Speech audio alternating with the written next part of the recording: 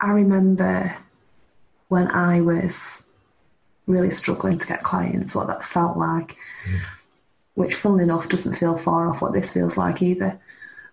Trying to, I don't know, it feels like I'm showing off, or they'll think I'm showing off. And yeah, I don't know. Yeah, that's it. Hi, I'm Jamie Smart, and you're listening to the Profitable Coaches Podcast, the show for coaches, trainers, therapists, consultants, and other transformation professionals. And each episode, you're going to hear a live coaching session and learn how to grow your practice, have a bigger impact on your clients, and enjoy the journey every step of the way.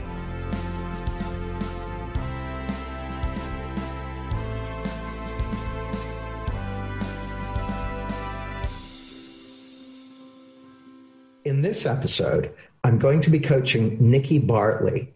Nicky is a coach who works with a wide range of clients, from individuals with panic attacks and anxiety to helping entrepreneurs and businesses with a variety of issues.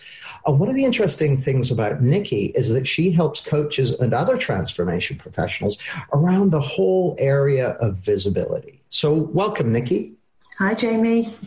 And I've been looking forward to this session, and where I'd just like to start is, what would you like to have happen? What would you love to get from this session? What would you love to work on? So, as you know, I've been building my practice, and there's been a lot of shifts particularly over the last sort of 12, 18 months when I came across this understanding. And I've suddenly, over the last 2 or 3 months, found myself in a position where I've got a full practice. I've got no capacity to work with anyone else at all. And I've actually got a waiting list. I've now got, someone else came onto it yesterday, so I've now got 4 people waiting to work with me, plus 1 organisation, a corporation. And I've really been simplifying my life recently and leaving more space in it, because then I'm actually able to do better work. I'm able to serve me more, do more things I like doing. And I've come to the realisation that I've actually already got too many clients. I never thought I'd be in that position, and I never thought it to be a difficult position to be in.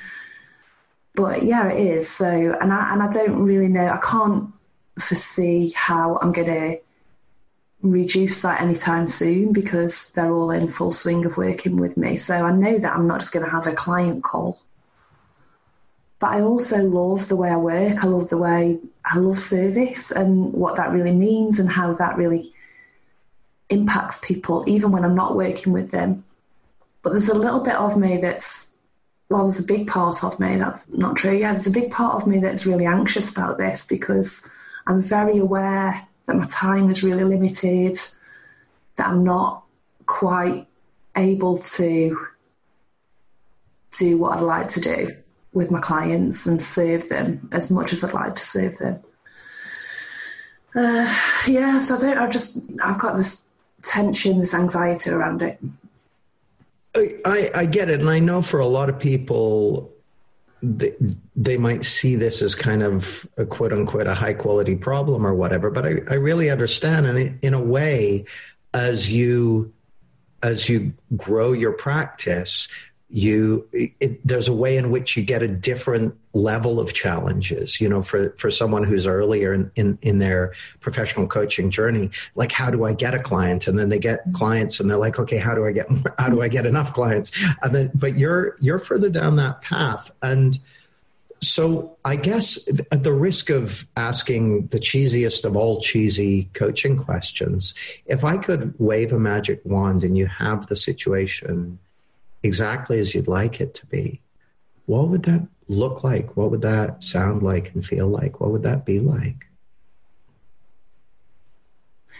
It would be working with 5 clients at any one time, no more than that. And having the space to really do what's in their best interest and show them, having enough space to really be present with them and not to be rushing to the next client. And yeah, that's what it would be. Okay. And just practical stuff. How many clients do you have on your books at the moment? So I have 10 one-to-one clients, and I have 3 corporates, one that I'm doing some consultancy work for, and 2 that I'm doing some training around the principles with. Okay, so you've got 7 individuals and 3 companies. No, I've got 10 individuals and 3 Oh, pardon me, 10 individuals and 3 companies. What you'd like to have is 5 clients in total. How would that be comprised in terms of individuals and companies?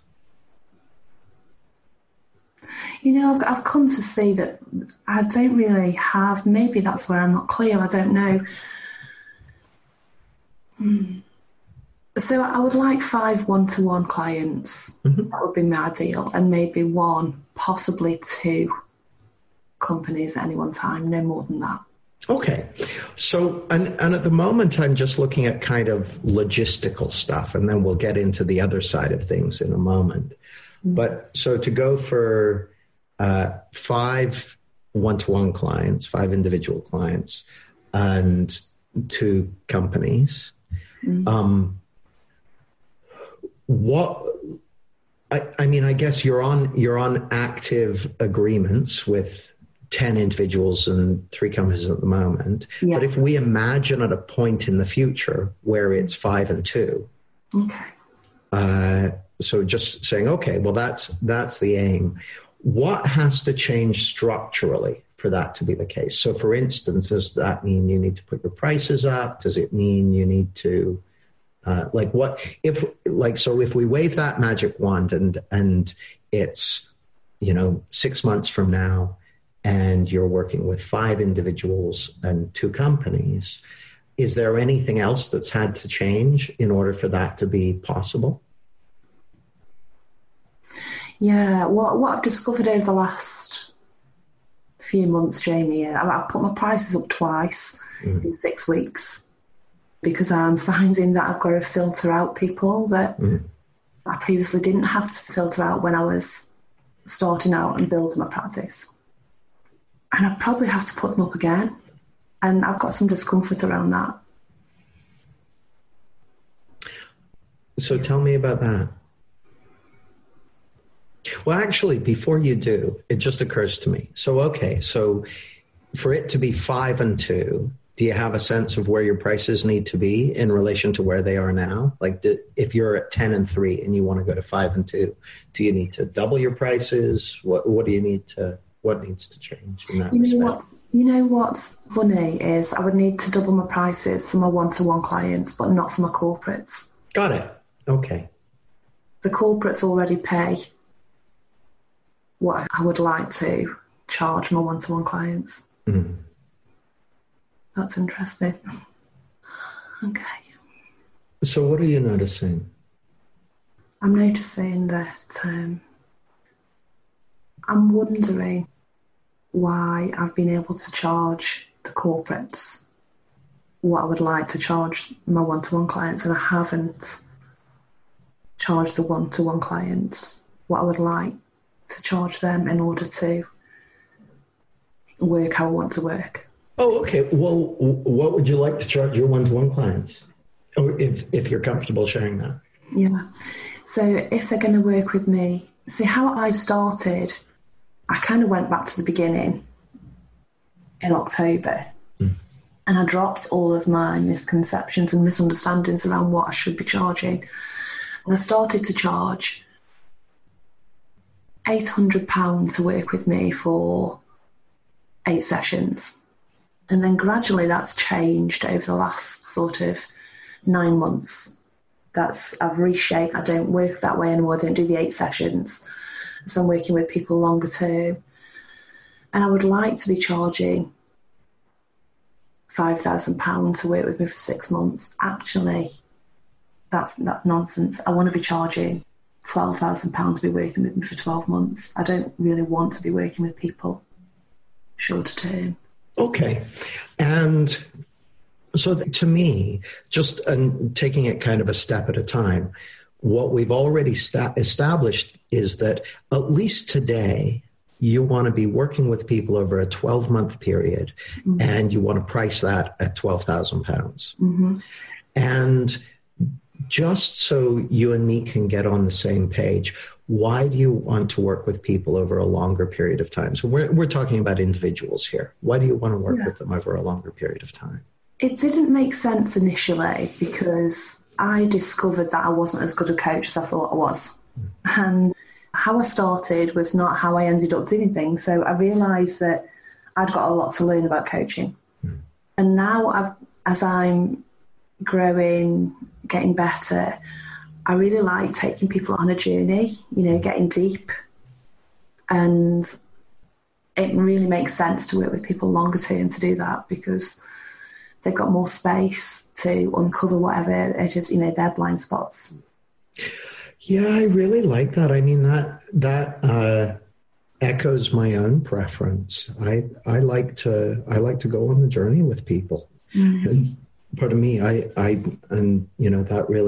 that's what really floats my boat too. So I can relate. So that makes sense to me. So it seems to me you've got a full practice at the moment. You've got 10 individual clients, and it's effectively the individuals we're talking about for the moment. Yeah, I've just realised I didn't tell you how much my current. I told you about how I started. So my current price is £3,000 for 6 months, and there's 12 sessions. But I really want to change that. That's what I want to reshape. What shape would you like it to be? I mean, I understand a year and £12,000, but tell me, what else can you tell me about the shape of that? So it is going to be dependent on the client or on whoever I'm working with, what they are looking for, what they already see. But I can see maybe doing a 2 or 3 day intensive and then monthly sessions for 12 months. Or I can see an alternative of doing sort of 2 sessions per month for 12 months, depending on what myself and the client feel is good at the time. Well, that all makes sense to me. That all sounds good to me. So what needs to happen for that to happen, Nicky?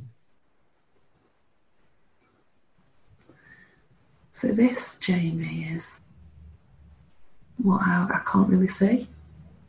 So what I want to say is I've got 10 clients. I need to wait until they finish and then decide who I'm renewing if they want to renew and who I let go.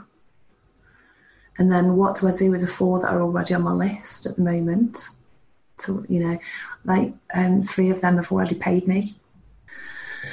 And then the other thing is, that feels messy enough. And I think there's something else.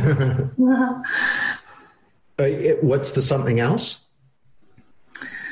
It's kind of what came in my head just, actually. I don't know if this is true because then I counteracted it, but am I good enough for that? Okay. Am I worth that? Yeah, I hear you. Well, so what you've got is 2 different categories of two different categories to work on. So we'll work on it seems to me one is logistical, which is how do I manage the process of renewal, putting my pricing up, all that sort of stuff. And that's the one you described as messy. And then there's the other one, which is, am I good enough? So we'll handle both of those.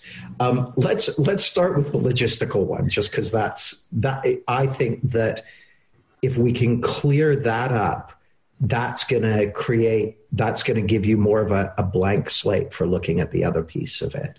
So can I just do some practical stuff here? You've got 10 clients at the moment.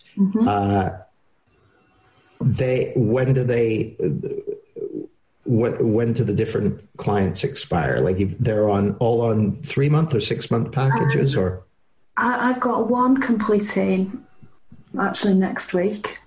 Okay, so one completes in September. Yeah, and then the others range from between October and February. Okay, so how many in October? 4 in October. Okay. But they've already said that they want to continue. Okay, and then all the way through to February. Mm-hmm. Now, have you... 2 starting in October. And two starting in October. And when do they complete? That'll be 6 months of October, well, end of October, November, December, January, February, March, April. Okay. So you've got people expiring anywhere between next week and April. Mm-hmm. Okay. Now, the people who are starting in October and not expiring till April, have you already agreed with them their price and if they paid you and everything like that? Yeah, they've already paid me. Okay. So in my world, you have to make good on your agreements. Yeah, and so I really want to work with those two guys. Yeah, yeah. So that's just part of the deal. You've done that. Now, for everyone else, the people who have said they want to renew, have they paid you? One we renewed last night, and I sent him the invoice last night. So okay. So again, in my world, and because your reputation is really, really important, the whole do what you say you'll do, that looks to me like part of the deal. So at the very least, I think you have to be willing to honor that set of agreements. Yeah. Which is fine. Now, I would literally make a list of those people with their start and end dates, what they've committed, all that sort of stuff. Yeah. And I would reach out to everyone and say, hey, and here's how I would do it. So I'm gonna tell you this just to give you a reference example for simplicity. I'm not saying this is how you should do it. I want you to see one way that this can be easy. Mm-hmm. So you've got everyone with their stuff laid out. And I would get in touch with everyone and I would say, hey, from the end of your current agreement, I am moving to a 1-year package priced at £12,000. This is going to involve a whole different depth of work. I'm only going to have room for 5 clients at any one time. I want to give you first dibs on that. And I'm speaking to 10 people about my 10 current clients about this. It's going to be first come, first serve. Now, if you're on one of the programs that finishes next April, if you want the option to continue after that, you need to upgrade now. So you basically giving them the option to continue with their current package, but also to upgrade to the new one if they want to. And you might cut them a deal for that or something like that. Because the way I see it anyway, Nicky, is shifting from one way of doing it to another way of doing it.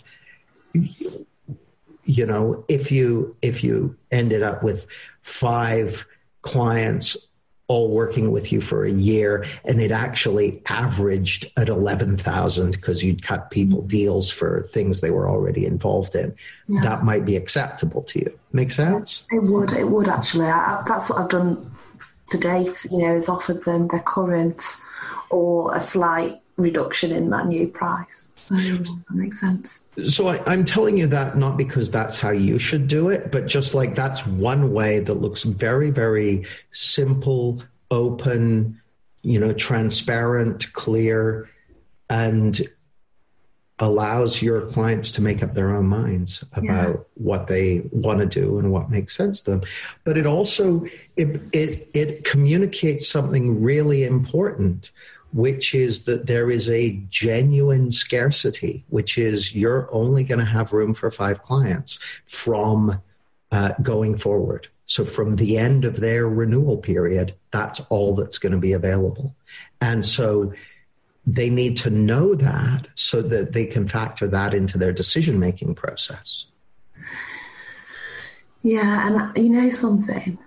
So I've talked about having a full practice because obviously I've got my visibility toolkit and that's what we're doing in there is getting visible and building a practice. So I've talked about that. But I haven't really let people know just what that looks like and that I'm considering this because I feel really awkward about it. So tell me more about that. I think it comes back to what I said about, am I good enough? That. But something more than that. I remember when I was really struggling to get clients, what that felt like, which funnily enough doesn't feel far off what this feels like either.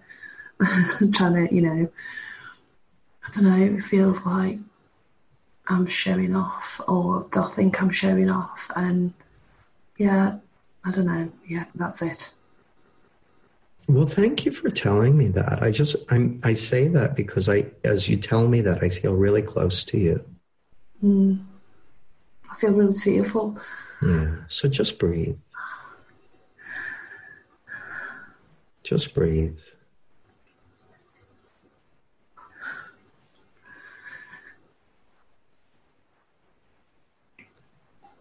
And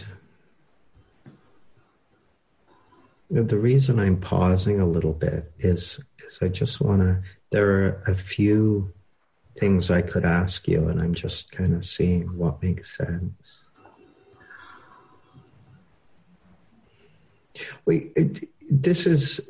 So what I heard you say, Nicky, was several different things. One of the things, and these are I'm popping these in kind of different egg cups. One is, am I good enough?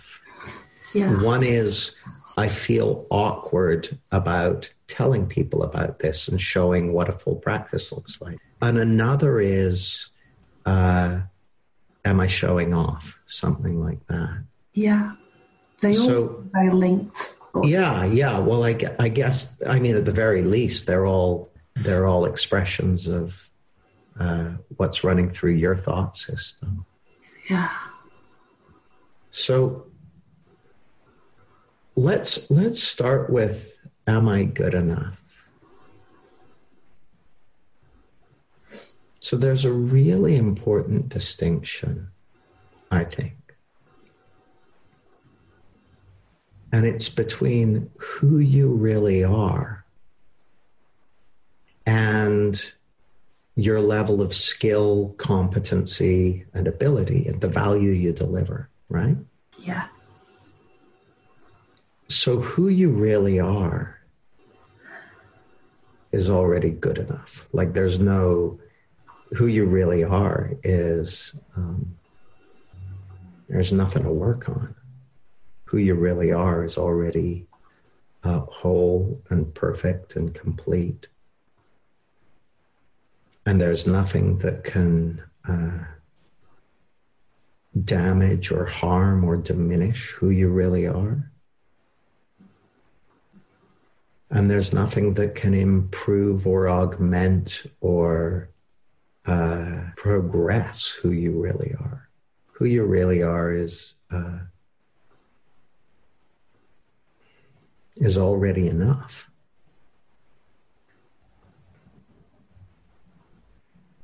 And there's nothing that anyone could do, including you, that would improve who you really are. And there's nothing anyone needs to do to improve who you really are. And there's nothing that anyone could say or do or comment or think that would diminish who you really are. Like someone might think that you're a no good shit, but that couldn't change who you really are. Or someone might think the sun shines out your bottom, but that couldn't change who you really are. Someone might think that you're too big for your britches, but that can't change. Like if you're working around the domain of visibility and you're demonstrating what visibility looks like, I can guarantee there are going to be people who think you're showing off. I guarantee it. There are probably people who think you're showing off just from being coached by me on this podcast, okay? And there are people who think I'm showing off by coaching you. And there are probably people who think I'm a no good shit for coaching you, and or that you're, they're going to think whatever they think, but none of that can harm or damage or diminish who you really are. And none of that can augment or add to or buff up who you really are, because you are already enough.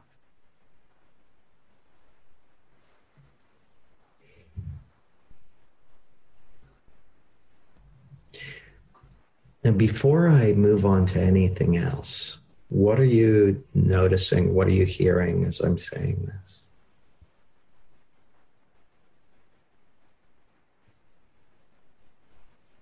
So there's a little bit of me fighting that. Like, I do know that. I've really seen it and experienced it. But there's still a little bit of me that would say, yeah, but. Well, have at it.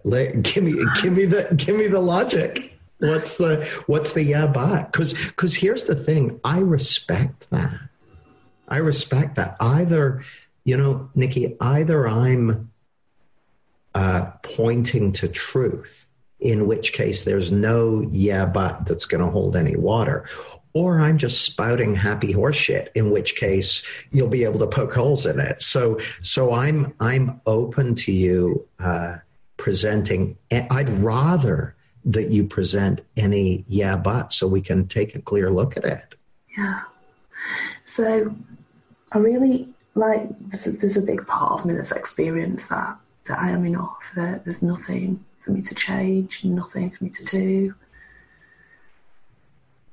And then there's also somewhere that says you still don't know that, because you wouldn't be still struggling sometimes. Well, hang on a second now. This is really important. There's the truth of the matter, and then there's what we see in the moment. So I know to the core of my being that you're already enough, and that I'm already enough, and that all 7 billion of us on this planet are already enough. And that doesn't mean I always feel that, because it doesn't mean I always think that. I go outside in about life, and when I do, I only see the ways in which I'm not enough, or the person I'm talking to isn't enough, or whatever. So it's possible for me to lose sight of the truth, but it doesn't stop it being true. The fact that you're enough isn't a variable. Your thinking and your feeling totally is a variable. So it's going to vary. That's the thing about variables. They vary. Clues in the name. And I do recognise that, but I do get tripped up by it. And here, I guess, is where. And I realised, Jamie, is that I was trying to not get tripped up by it. Yeah, that's not an option as far as I can tell. Like getting tripped up by it, that's par for the course. That's the human experience. And I read a poem, and this is the perfect poem. This is the perfect poem. You're going to love this. Well, you might not. You might hate it, but here goes. This is by one of my favorite poets. It's by Hafiz. Can I read it to you? Yeah, please. Okay, you're going to like this. It's called 10,000 Idiots. So here goes. It is always a danger to aspirants on the path when they begin to believe and act as if the 10,000 idiots who so long ruled and lived inside have all packed their bags and skipped town or died. Wow, yeah.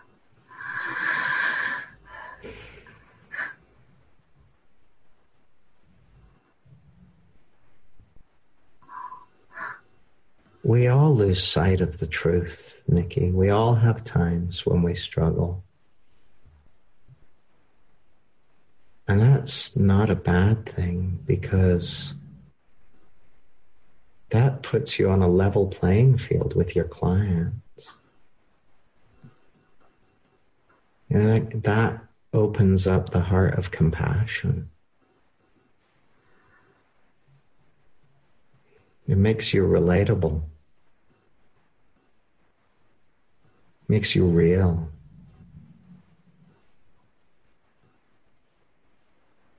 I get that. I really do get that. That makes sense to me.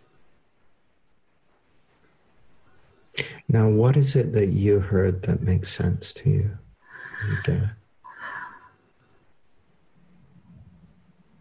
The reason that I do what I do, that I love coaching, is because I know that we're all in the same boat. Mm. And that's reassuring for people, just as it's reassuring for me to see it. Mm. And maybe I was just trying to jump out the boat a bit. It feels like I think I've got this idea that to work with less people was a little bit unfair as well, because I wanted to actually work with more people and help more people see this, and then somewhere I just lost sight of I don't have to be the one as well. I can just relax. I just feel like I can just relax. Beautiful. So there's something else I wanted to touch on, and in a way, it's not so much, my guess is this is something you already know, but I would just want to be clear on it. So there's who you really are, and you are enough.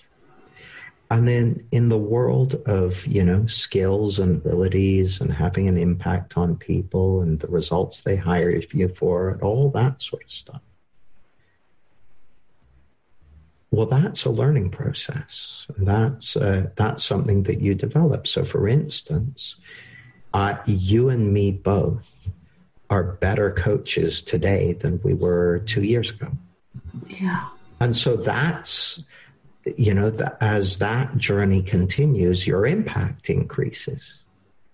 And as your impact increases, the results you can help people get that they value and the transformations you can help them go through. And in a way, that's the basis of what you say. The reason you want to do longer programs with people is you want to go on the journey and take them through deep transformations. Yeah. And that really makes sense to me. And my guess is that 2 years from now, you'll be even better at it than you are now. And hopefully I will be too. Yeah. That's got nothing to do with are you enough? Because you're already enough. Yeah, I absolutely see that too. Now, what do you see in that? That going through my own, I think I said at the beginning of this, I am a better coach this year. Mm. And that's what's built my practice, as being a good coach. And I've still got stuff to learn too. And this is part of that. This is part of my learning. And somewhere down the road, as I'm learning that, I'll be a better coach. As part of that. It's part of my learning and my journey. Yeah, and to me anyway, this looks like a lifetime journey. Like, I love working with people, so I assume I'm going to be, I've been doing it for 20 years. I'm guessing there's another 20 and in the pipeline, and then I'll check in, and hopefully there'll be another 20 after that, and so far and so on. It looked like there was a gap, and it really doesn't actually look like there's a gap right now. So it looked like I was in one place and I got to jump over this gap to get to the next place, and the next place was having 5 clients, and And I just got to continue with the next step and the next step. And is that looking clear to you now? Yeah, it's I can't even explain how it's looking. It's just feeling like I've just got to take the next step. That won't necessarily mean that I have 5 clients. And I think I was jumping some steps. Mm. Beautiful. Yeah. And it's so interesting, Nicky. One of the things I notice is often when someone comes to me for coaching around something that kind of seems to have on the face of it a technical component of it, like a how do I go from A to B, or how do I shift from this to that. They've got the technical component, which they describe, and they'll say, oh, it looks messy or confusing, or I don't really understand how. And then after they finish telling me about that, they'll go, oh, and by the way, I also have this fear that I'm not enough, or I'm not. What I find, like just speaking to you as a coach, I want to respect the technical concern, if you like. And so I'll talk through that with a person. Yeah. But then I want to dive into what's really going on, because once we go into that, what we often discover is that what looked like a technical issue just dissolves anyway. Yeah, absolutely. Thank you so much, Nicky. Where can people find out more about you if they want to have a look at your stuff around visibility or anything else? Yeah, thank you for that, Jamie. Firstly, but yeah, thank you. Well, is there anything else? Like, I don't want to rush the session to a pause. If there's anything else around this that would be helpful, there isn't. I probably just need some space to just be. But thank you. But yeah, if someone wants to reach me, they'll find me on social media under Nicky Bartley. I'm here. They can go to my website, nickybartley.com, or they can email me at nicky@nickybartley.com. Wonderful. Well, thank you so much. This has been a great episode. So thank you very much, Nicky. Thank you, Jamie. Really appreciate it. Thank you so much. Bye. Bye-bye. Thanks for listening. If you want to grow your profitable practice, here's what to do next. Number 1, download your copy of the free book, The Profitable Coach's Scorecard, to identify your sticking points, leverage points, and quick wins for taking your practice to a new level. It's a quick, easy read with a powerful effect, and you can get it for free at jamiesmart.com/scorecard. Number 2, join the Profitable Coaches group on Facebook and connect with an amazing community of professionals like you and me who are passionate about growing a profitable practice and having a big impact in the world. You can join for free at jamiesmart.com/coaches. Number 3, if you want to be a guest on an episode of this podcast and have a big breakthrough in your professional life, go to jamiesmart.com/guest and enter your details. And finally, I massively appreciate that you're sharing your attention with me. Whatever you think of the show, it would really mean a lot to me if you could head over to iTunes and give it a star rating. If you think it deserves 1 star, go right ahead. But if you want to give it 5 stars, then right on. Thanks.